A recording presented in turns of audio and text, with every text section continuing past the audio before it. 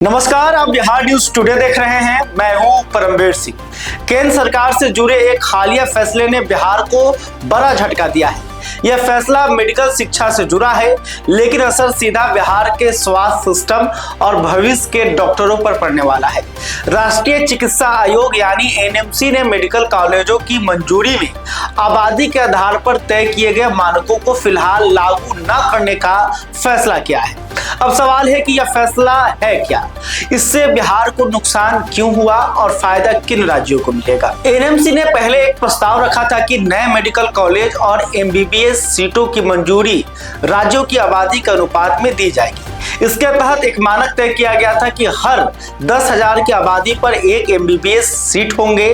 अगर यह नियम लागू होता तो जिन राज्यों की आबादी ज्यादा है लेकिन मेडिकल कॉलेज कम है, उन्हें सबसे ज्यादा फायदा मिलता है और इसमें सबसे ऊपर नाम आता है बिहार का। बिहार की आबादी करीब 13 करोड़ है, लेकिन राज्य में कुल एमबीबीएस सीटें लगभग 3,000 है। इसका मतलब यह हुआ कि बिहार में करीब 43,000 लोगों पर सिर्फ एक एमबीबीएस सीट है।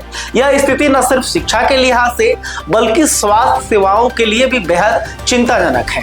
अब तुलना करते हैं उत्तर प्रदेश और दक्षिण के राज्यों से। तो उत्तर प्रदेश की आबादी करीब 14 करोड़ है।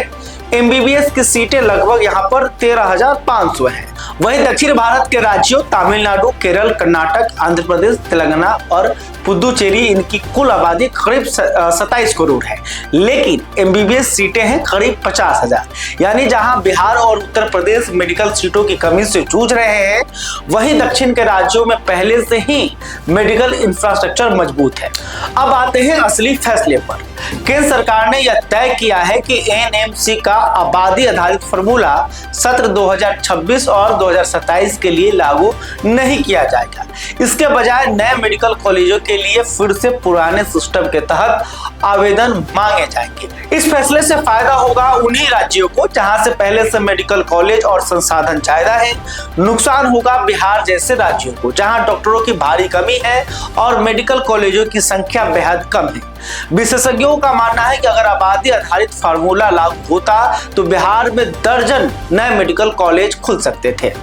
यह फैसला सिर्फ एक प्रशासनिक निर्णय नहीं है, इसका असर बिहार के स्वास्थ्य सिस्टम, डॉक्टरों की उपलब्धता और स्थानीय छात्रों के भविष्य पर पड़ेगा। राजनीतिक गलियारों में इस चुनावी गणित से जोड़कर भी देखा जा रहा है, लेकिन सवाल अब भी कायम है, क्या मेडिकल शिक्षा में आबादी का न्याय संगत बंटवारा कभी हो पाएगा? आप क्या सोचते हैं इस सवाल के बारे में? कमेंट करके बता सकते हैं। अभी तक आपने हमारे चैनल को सब्सक्राइब नहीं किया है तो तुरंत कर लें। वीडियो फेसबुक पर देख रहे हैं तो हमारे पेज को भी फॉलो कर लें। बहुत बहुत धन्यवाद।